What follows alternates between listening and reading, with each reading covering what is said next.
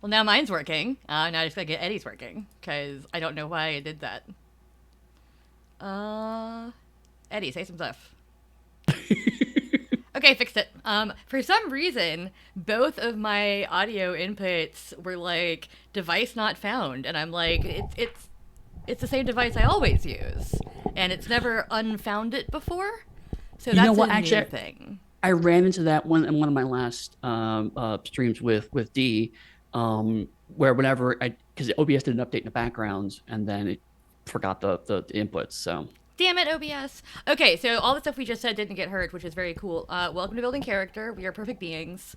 Eddy agreed with that that totally. is not what happened. That, is, I put up the wrong pre-roll from 3 weeks ago because we haven't done this in 3 weeks, that did and happen. I obviously am not doing tech as well as I thought I could because I didn't notice that the levels weren't bouncing on the audio. So, thanks, OBS.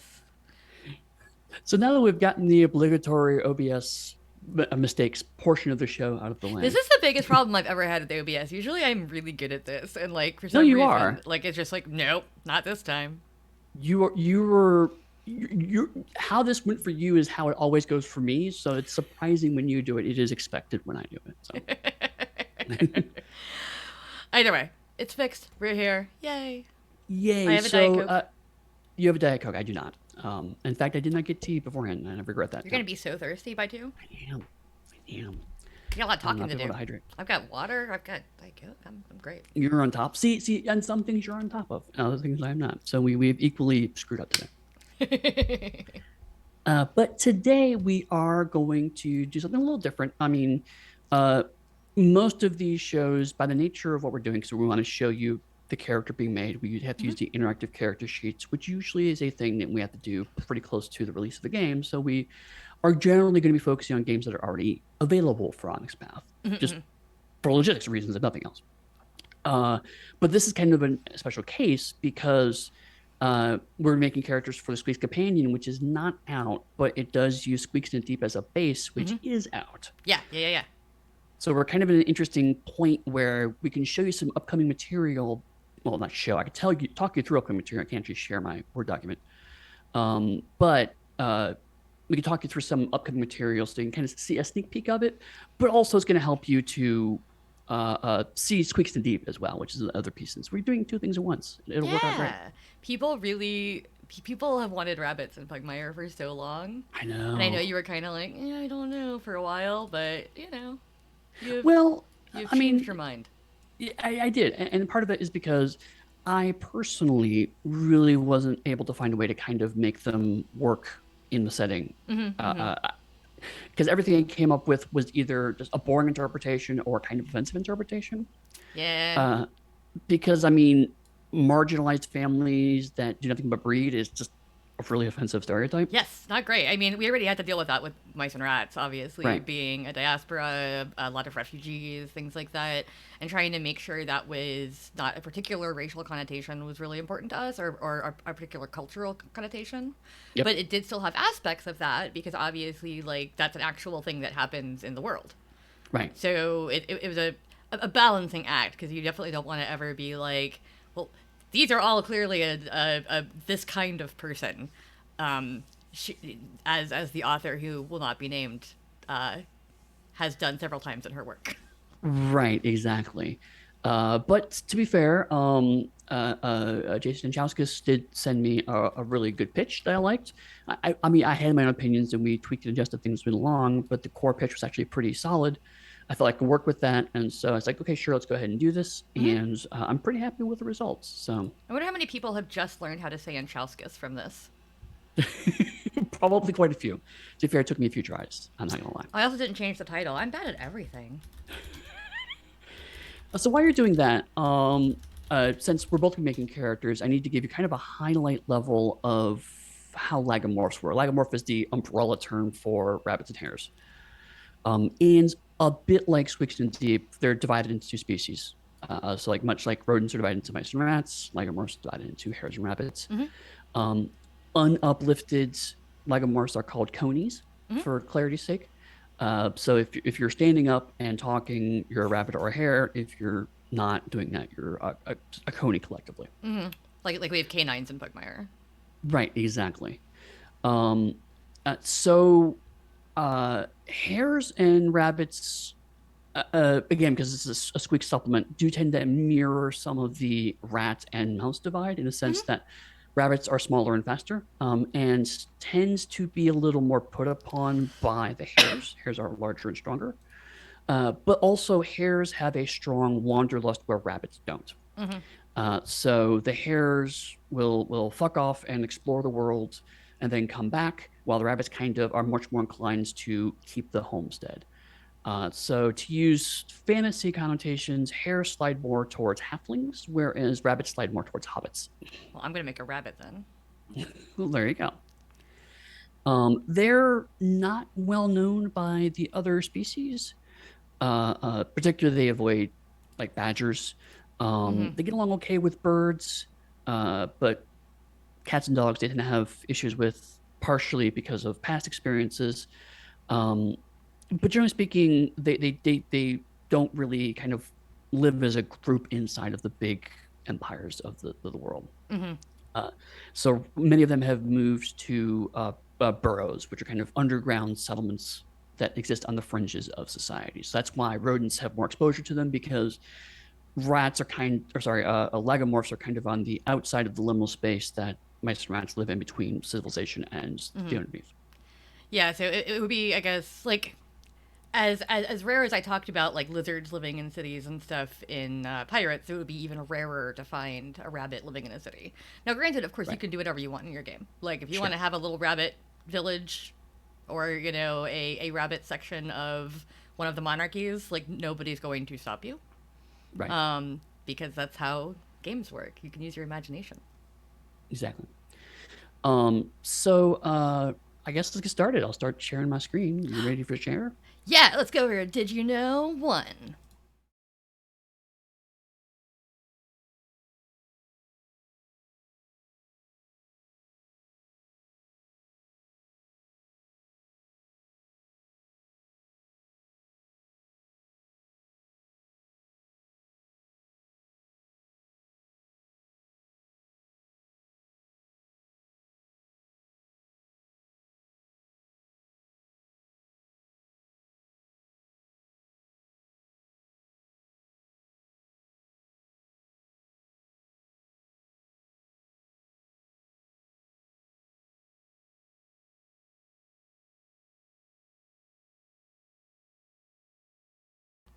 It did it on this slide too, but now it's working.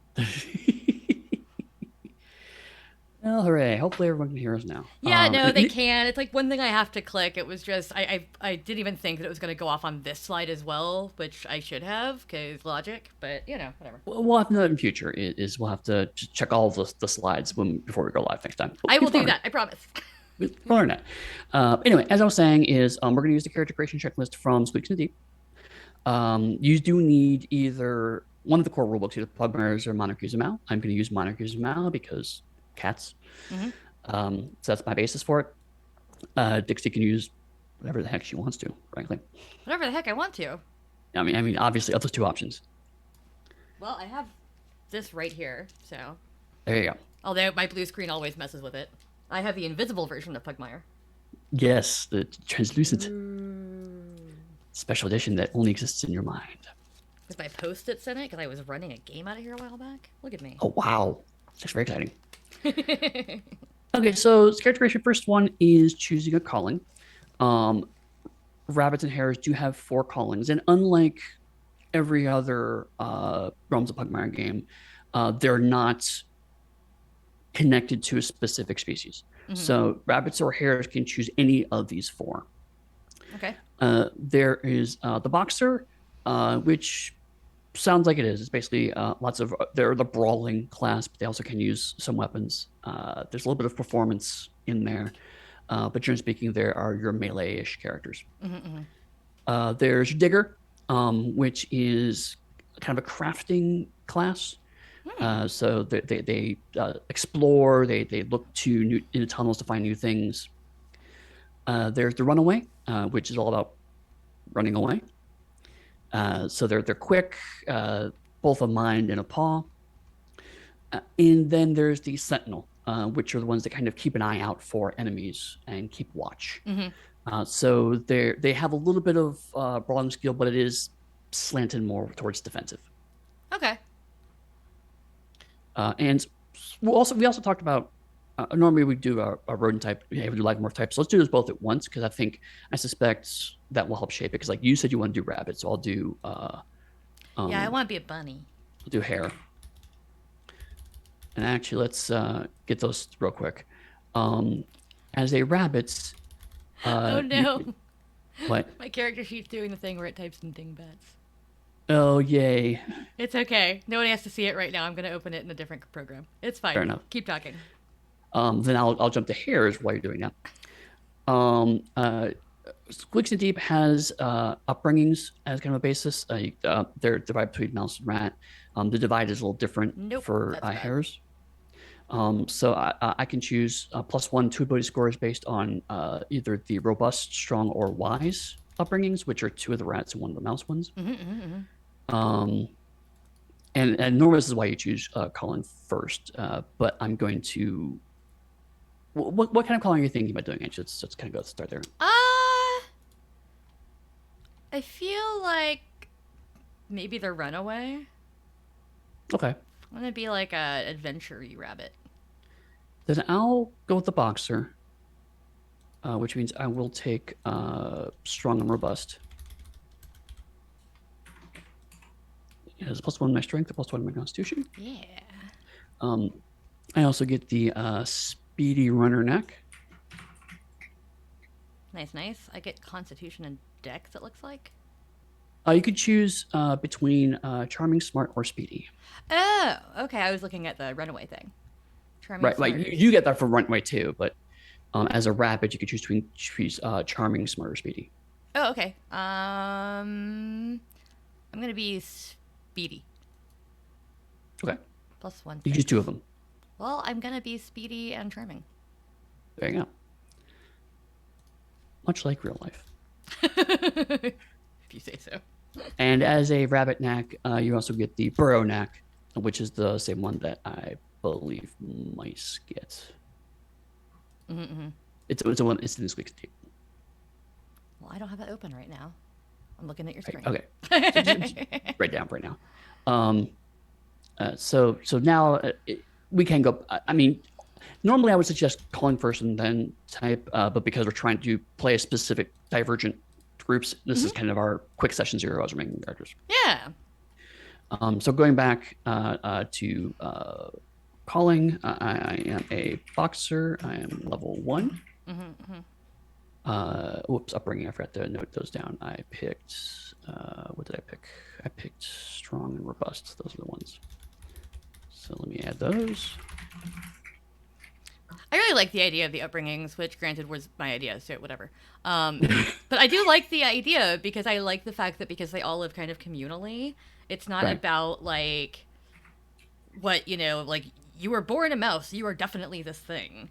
It's like you were born a mouse, but you could be raised by rats if you wanted, and you could have this thing, you have that thing. Like it's all about your life experience, which I know a lot of like D&D supplements are going toward anyway. Right. So I think it's cool that like there are some ways where places like Scarlands and Pugmire did something first, or at least not first, but before official D&D did, which made me very happy. Completely agree. It's very cool that we anticipated those trends. Yeah. Okay, so next is backgrounds. We have the 3 from Squeaks and Deep, which are Deep Dweller, Field Rodent, or Refugee, or you could choose anything from Pugmire or Monarchies and Mal, except for Acolyte, Disciple, or Noble. That does make sense, because a rabbit being a Noble in Pugmire would be very strange. Right, exactly. So I'm gonna. Oops, I already had backgrounds open. I'm actually debating criminal. A hair that went off, got into some shady adventures, and has come back home, maybe to avoid the heat. I like it.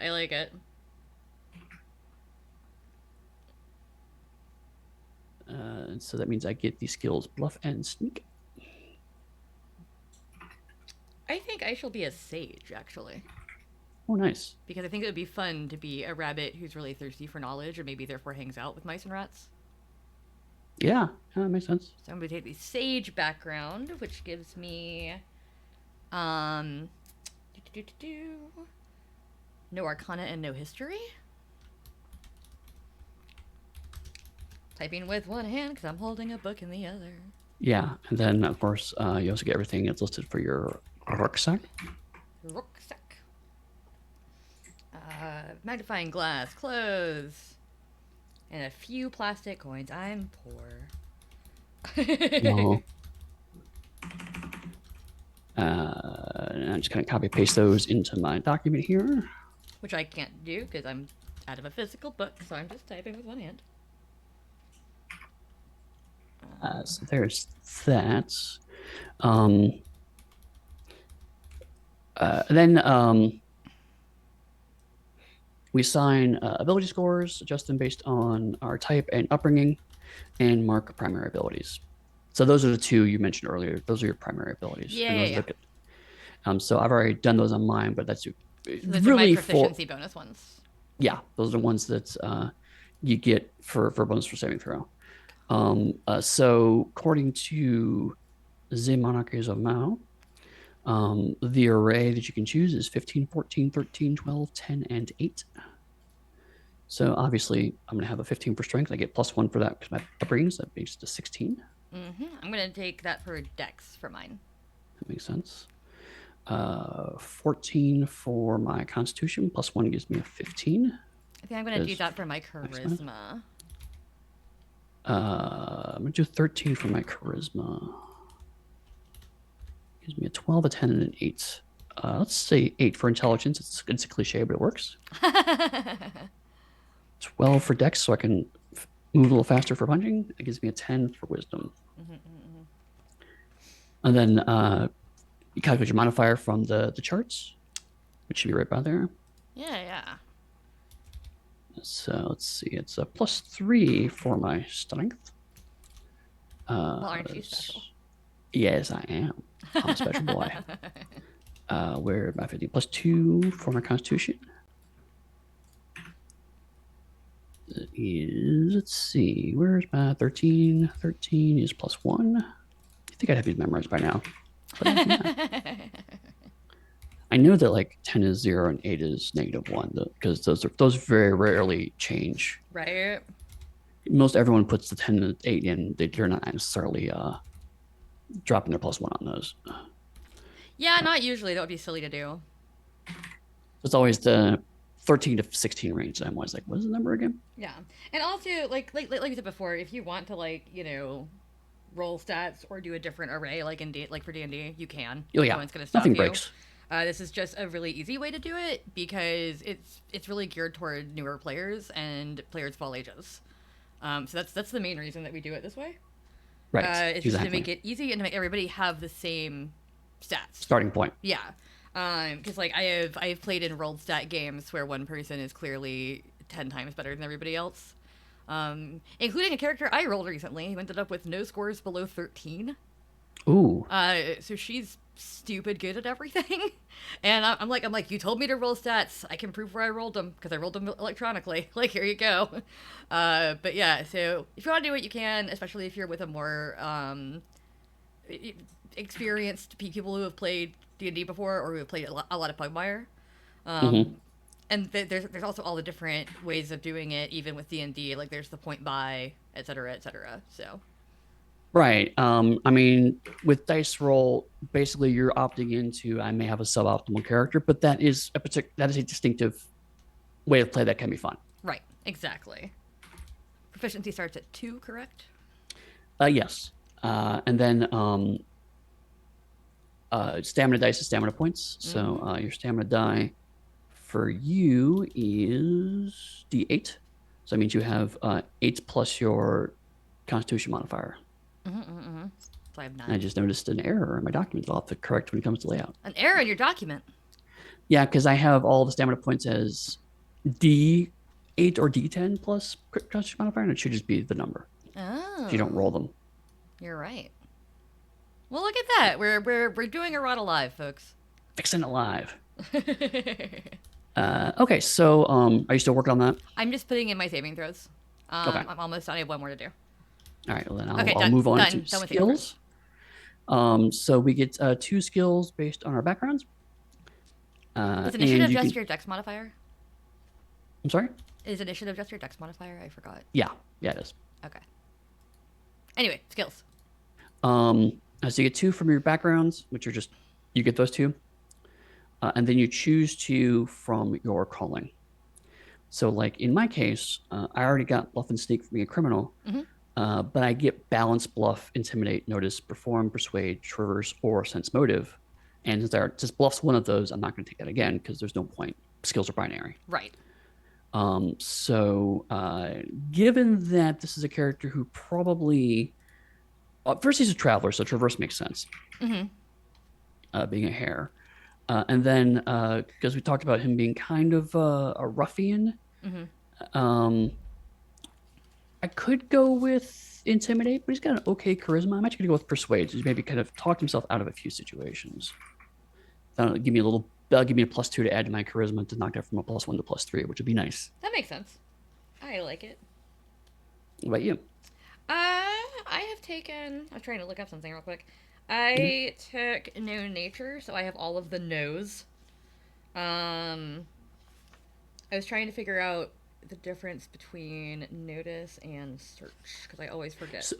So notice is reactive perception, i.e., something. Did you see something coming at you? Search is investigation, proactive. Yeah. Also, I'm thinking about steal because I like getting into places where I shouldn't be. That makes sense. So I'm going to have all of the knowledge and then steal, which in this game covers things like picking locks and getting through doors and things. Right. I mean, it is funny that I'm the criminal and you're the one with the steal skill, but also from a mechanical perspective, you're right. That's kind of also your illicit dungeoneering skill, effectively. Yeah, so I have a no arcana, no history, no nature, and steal. So I can acquire your information. Right. Acquire knowledge that may or may not be able to be uncovered. Yes, Josh Heath, we're making bunnies. I'm very excited about it. Yes, Josh is very happy with this. Bunnies are great. Okay, so now we go with next. As I mentioned, you get the burrow knack for being a bunny. I get the speedy runner knack for being a hare.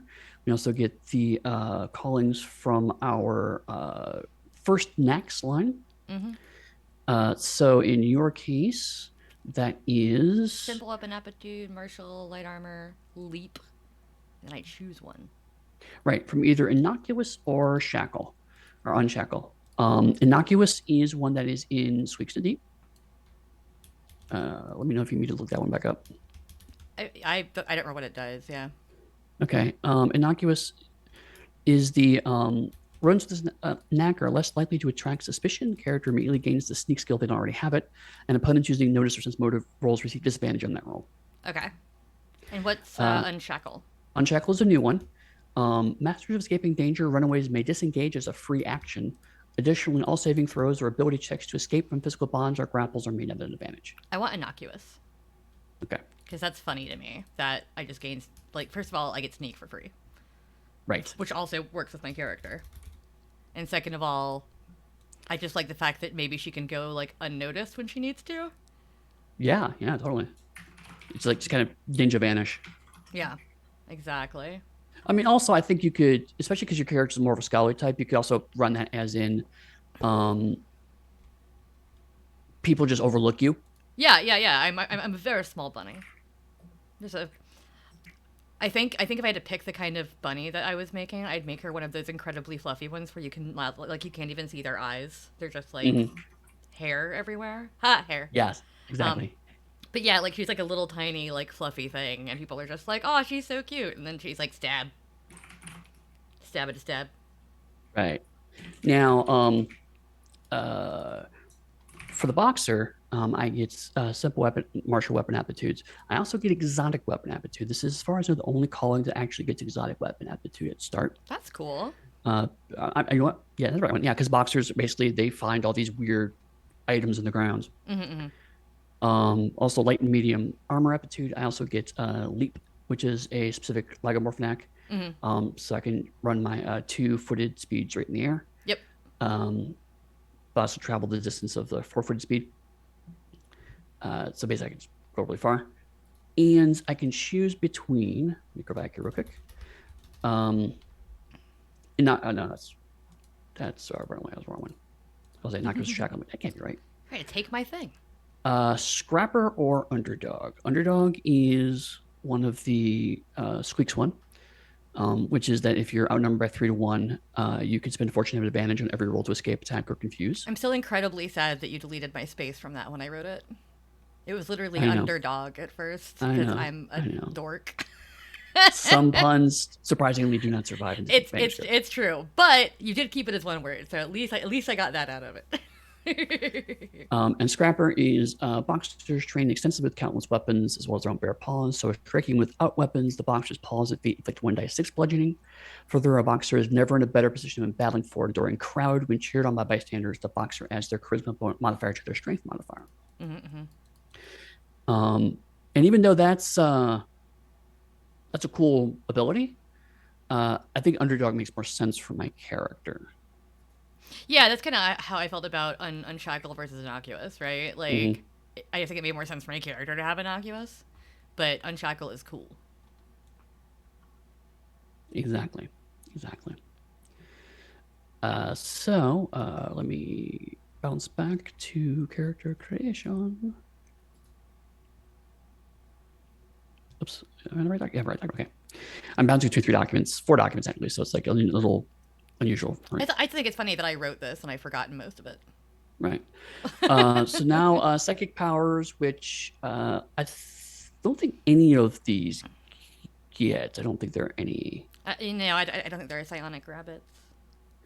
From what I saw. Yeah. Now, one things that rabbits can do, which also mice and rats can do, is they have what are called culling necks, which is that as they advance, because we can't put a whole suite of knacks like we did in the core rulebooks. So instead is you can pick from either Pugmire or Monica Zumau and start like knacks from one of those callings as well. You can buy a trick or a secret and count them as knacks for your calling. So that's the where you can start get to spellcasting or psionic powers. But really, I remember I kind of wanted to keep psionic powers specifically to rodents. So I don't. It's possible to get there through lagomorphs, but it's really hard because that's kind of niche protection for rodents. But also, it's your game. So if you really want psychic rabbits, have a psychic rabbit. Oh, sure. Yeah. I mean, you can definitely do that when you want. Okay, so now we are at equipment. So we take the equipment from our both our background and our calling. So in my case, I already put in the crowbar, coven clothing, and belt pouch from the background. Now I'm going to do one melee weapon, which I will get to in a second. One set of light. It did? Sorry if anybody heard that. Because I didn't hear anything. Well, no, you wouldn't, but the audience would. Oh, okay. Fair enough. It didn't like it that I copied and pasted something apparently and made a Windows sound. It's like, how could you? How could you? In my case, I have a crowbar, dark common clothes, belt pouch. I have one melee weapon, which I'm probably going to actually stay as a quarterstaff. I'll look up the stats for that in a second. Because that's a good kind of. That's a fun weapon. Boxer weapon, yeah. Yeah. One set of light or medium armor. Gonna go with actually medium. One set of festive clothing to go with my dark clothing. Festive clothing? Festive. Torches and rations. I didn't get any clothes in my runaway rucksack. Runaways are naked. Naked. And I also have an exotic weapon acquired under mysterious circumstances. And I'm going to make that. I think I'm actually going to pull a weapon from Pirates of Pugmire. Let me pull that up real quick. Ooh, that'll be fun.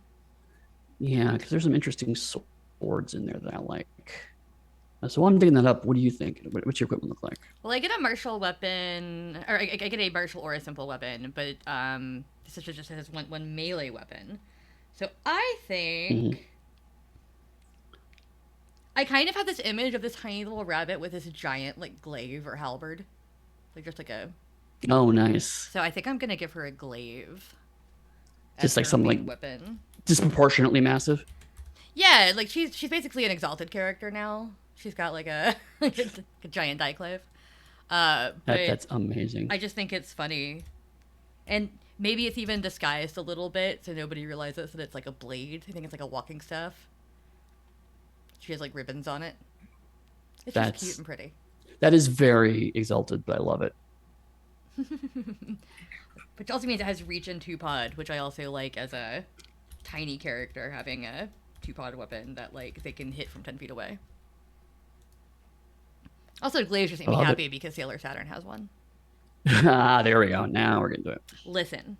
to it. Oh, you know So, what though? what? I actually probably want. I probably don't want that because I actually probably want a finesse weapon because I am dex based. Okay, I'll change it. Ooh, I can have a whip. I could be like a tiny Indiana Jones rabbit. I'm gonna go with the blunderbuss for my exotic weapon.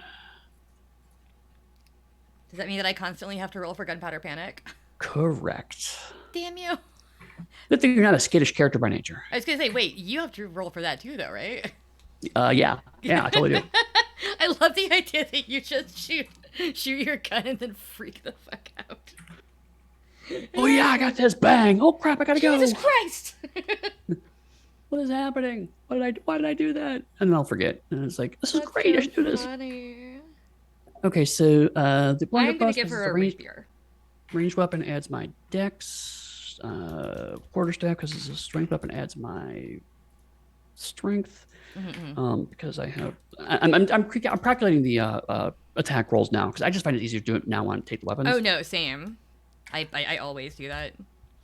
So I calculate my rolls, which is basically my modifier plus my ability modifier plus my proficiency bonus. Then I add my damage, which is my die code plus whatever ability modifier adjusts it, usually strength, sometimes dexterity, and then the type of damage there in the quality side. Nice. And so I'm going to adjust my rec stack a little bit because this is also acquired under mysterious circumstances. So a blunderbuss acquired. I'm gonna say, Did you find it? Did you find it in a cavern? yeah, from a dead pirate cavern. There's no reason it should be in the underneath, but you found it. Right. This was some kind of it's supposed to be a place where a pirate was gonna hide a whole bunch of treasure, and then they died in the course of hiding their treasure. And so I stumbled across this dead pirate and salvaged this weapon from him. I like it. I like it. Okay, I have changed to having a rapier. Nice. So maybe she learned from Laszlo Snaptail how to fight with a rapier. The Dixie multiverse now, the Dixie cinematic universe. The Dixie verse is very important. Like, let's get this straight here. But yeah, no, this is wonderful. So yeah, no, I have a rapier now. So what is? Oh, and I've also got light armor. Okay, so that will help us with calculating our defense, which is the next step. So I have medium armor, and this is a thing that I know some people struggle with. You actually find that information in the aptitude.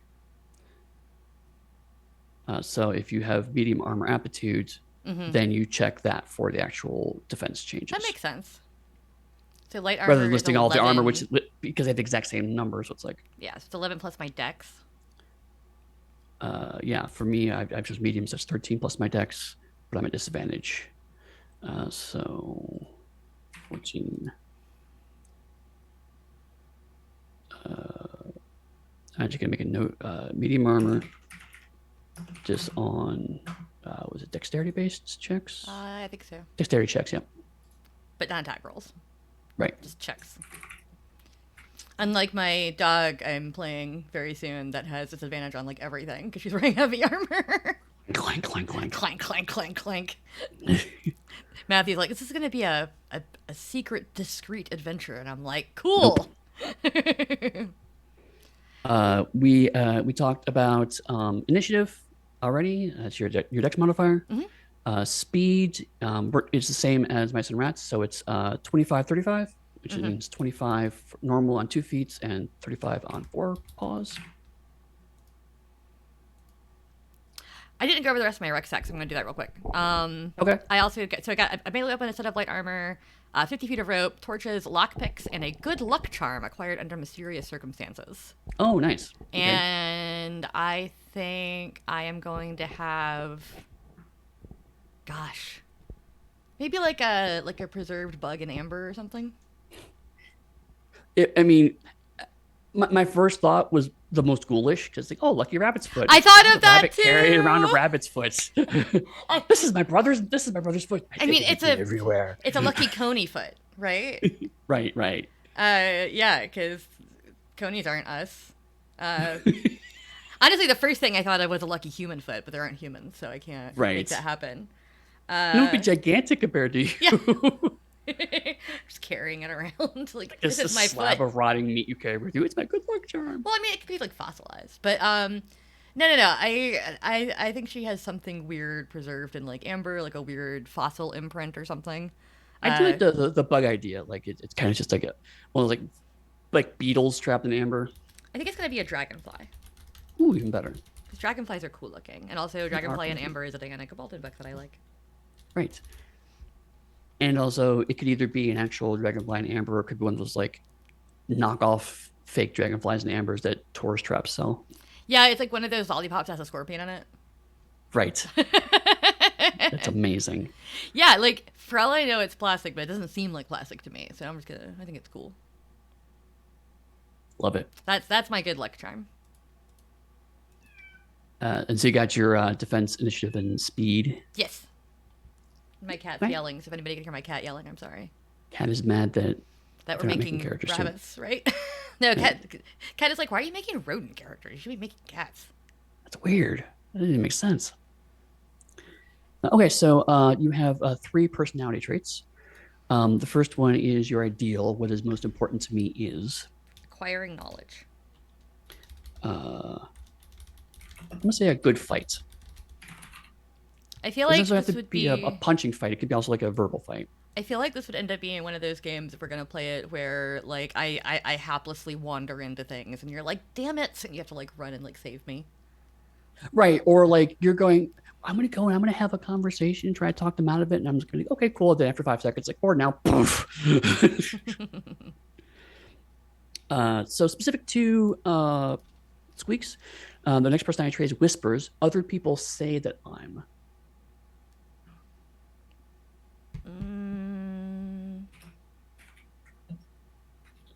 I'm going to say no good to be around to kind of nod to my criminal backgrounds. I'm going to say flighty and distracted because I'm not paying attention to what they're paying attention to. Mm-hmm. Or I could use one of the best words in the English language and say other people say that I'm a flipper to gibbet. Ooh, that is a good word. The only time I ever have reason to say it is when I'm singing along to Sound of Music. So, you know. So now is an excellent time. Flipper to gibbet is a really great word. So, yes. There you go. That's what people say about me. And finally, your flaw, which is no matter what, I just can't.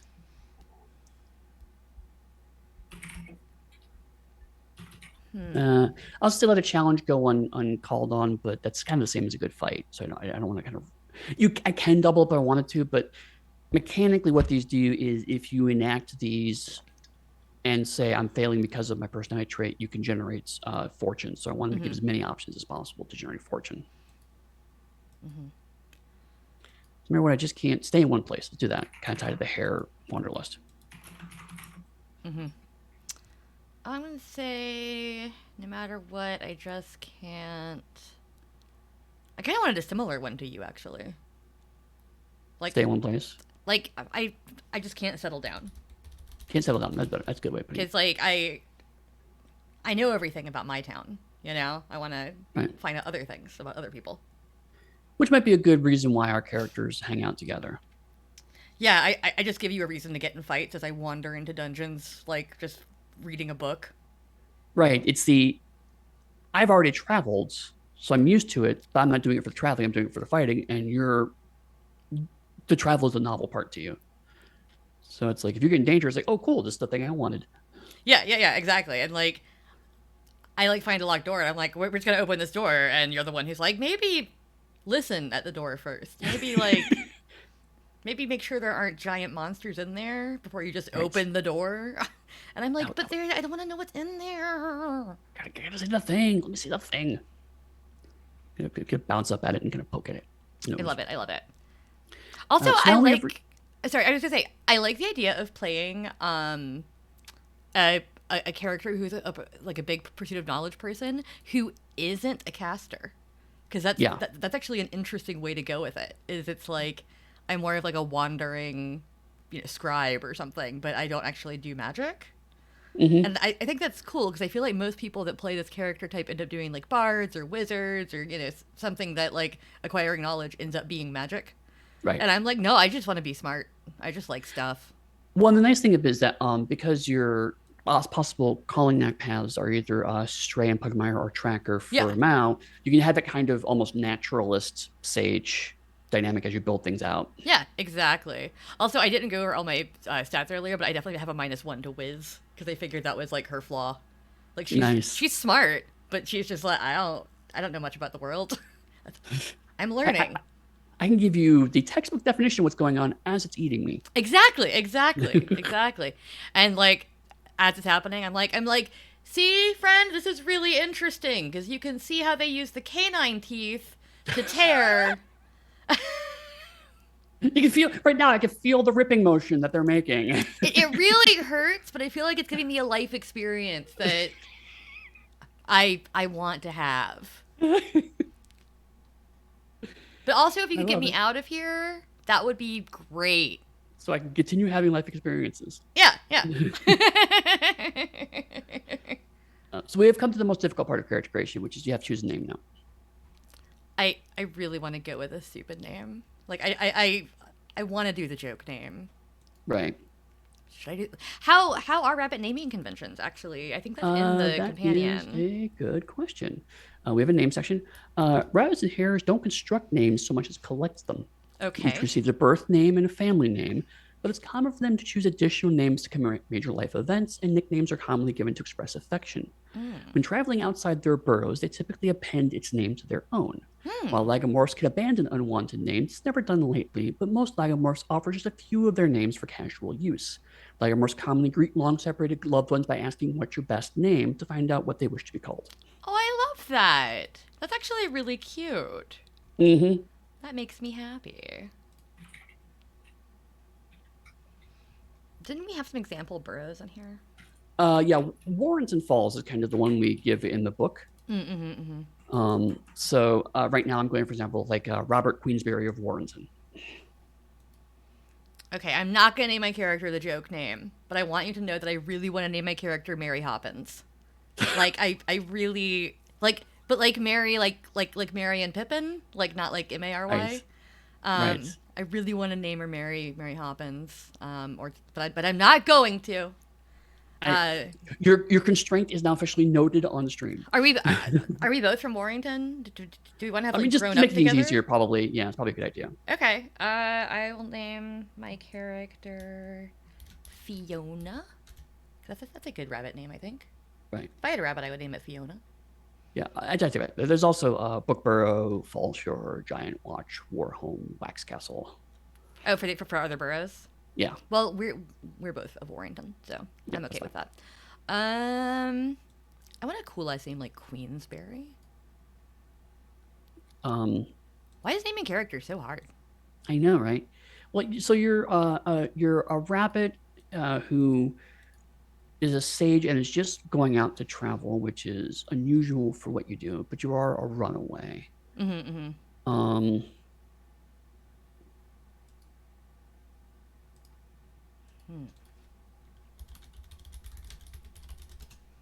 Actually, you know what? You can have Queensbrook No. I'd pick because I up have a my new own. name now. Okay, well, what's your name? Robert Donnybrook. Why is that? Donnybrook is another name for a fight. Oh, okay. Um, Queensberry Rules is a boxing reference, and I was like, but the more I thought about it, Mm. something like Queensberry does sound a little more like your character. It has that kind of slightly British settled feel, Mm-hmm, mm-hmm. whereas Donnybrook yeah, slides a little more to different parts of the country, if you will. Okay, well, I'll accept your offer of Queensberry, and then I will also note that I have a nickname that I go by, which is Fifi. Eevee. No, Fifi, because she's Fiona. Oh, Fifi. I thought you were Eevee as in like the Pokemon. No, my V5 character is Evie. It'd be weird to name another character Evie, because then I'd be like, now I have to play her like a British vampire. Um, I don't want to do that. So there we go. We have a rabbit and a hare character. What? They're so cool. Is it time to switch back? Oh yeah, we can do a little Did You Know? Everybody ready for a Yes. Did You Know? Ready for it? Do Did it. you know? And we're back. Did you? And hopefully people still hear us because it's the same. Scene. Yes, no, it's the scene is fixed now. I am watching the audio levels bounce. I'm Hooray. sitting here like, oh no, please don't mess up again. But yeah, so that's making a character, and then of course if we were to advance them, we would get our knacks from the sources listed before. Yep. Which I think is a really we started doing that in Pirates because we Right. were trying to figure out how to like get all the things in there since Pirates and Squeaks are both not core books. Which is the main difference between those and Monarchies and Pugmire, is that Monarchies and Pugmire are standalone games if you want them to be, or you can mix them together. But then all of the other games require at least one of those. But it makes it really easy because once you start changing out the like skills and knacks and things, you get a really interesting bespoke character. And especially because you can take from both if you have both books. So you can kind of go like, oh, this like cat knack makes perfect sense for this character, but this dog one makes perfect sense for this character too. And so you can make a character that you actually couldn't make in Monarchies or Pugmire straight out. Right. Which I think is super fun. And I mean, I admit that it's entirely possible to make a character who is just quote unquote broken. I mean, that's the nature of this design is that when people can pick and choose and add things on in a bespoke way, they're naturally going to find combinations that I haven't anticipated. Yeah. But that's one of the reasons also why I capped these at level 10. Right. Is because you can't get too many of those stacked up before you run out of time. We also don't type, and like, I know that we have both said this like a billion times in various places, but like balance isn't a thing that most game designers strive for. Like you don't want one class to be the most powerful of all time, but one is naturally going to be a little better at some things than others because that's how classes work. So when we do callings, like maybe this character can deal more damage than this character, but this character is better suited to this thing, and that's fine. Right, exactly. Because I mean, I have seen people argue, and on a long enough curve, I can see their point of like, well, spellcasters at a certain point in time just do more damage than other spell classes, and so you want to kind of get a spellcaster. And it's like, true, but all you need is magic resistance or a couple of things like, resistant to cold and heat, and you're kind of screwed. I was just looking at the strays knacks, or the tricks, because I was like, I wonder what my character would take. And I kind of love the fact that my character could have rage. Yes, absolutely. If she wanted to. Like, I probably wouldn't put that on this character specifically. But, like, I mean, maybe a runaway could be like, wait, I'm going to run away and then run right back and be angry at you. I do love in Indomitable Will, though, for this character. Because then that would get, like, she has twice her proficiency bonus to saving throws against compulsion. Which I think would be great for my character. Right. And yeah, so that's cool. And then probably I take most of my other ones from trackers. But, that's the point. Yeah, and like with me, obviously I can take from things like the Wanderer, which is kind of the martial arts class, but I can't take martial arts, so that gets replaced with another one called Barbed Tackle, which is one that is from Squeaks in the Deep. Because I mean the boxer one, the scrapper kind of supersedes them. Yeah, that makes sense. But I mean, again, that's where we're talking about balance in the larger level of like you can't, because the Wander's all about martial arts, so there's a lot of refinement. It's a bit like them with the magic casting tricks where you can really make that deep and just make the one thing and just eventually near level 10 do some amazing things with martial arts if you want to just Mm-hmm. focus on that. Scrapper isn't really that deep, but that's why I threw in the exotic weapon aptitude. Is it's the I can't fight you hand to hand or paw to paw Mm-hmm. like a wanderer can, but I can also pick up a laser gun and shoot it. You can't. I would absolutely love to play like a level 10 Pugmire set game because I've never played, I Yeah. don't think, over like 2 or 3. Hmm. Um, just because most of the Pugmire games that I've been in are one shots or maybe like 2 or 3 shots. So you just don't level up that fast. But after Yeah. our recent Scarred Lands actual play where we started at level 10, I was like, I should just run a level 10 Pugmire campaign. Because all the widgets that you have at higher level are fun, in my opinion.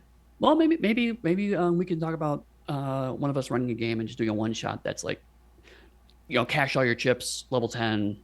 Yeah, yeah. Do like a cool Squeaks dungeon crawl at level 10. Yeah, that I might be could fun. play this character because, as always, whenever we make characters, I'm like, well, no, I want to play this character, Right. because that's how making characters works.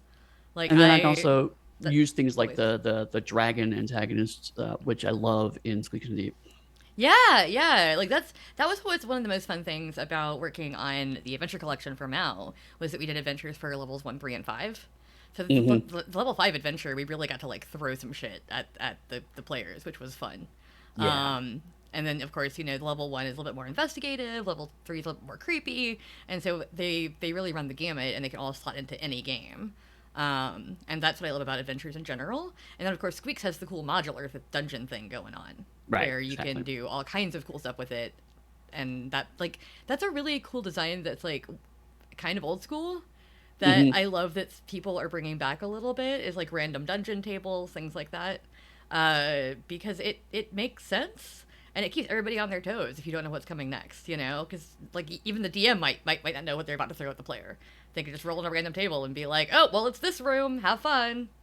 Right. And admittedly, when we first talked about it, I remember it's like the question was like, well, how do you get that to work to VTT? Because so much of virtual tabletops and even to a degree, physical tabletops are like, I can see the map and move into the Mm-hmm. rooms.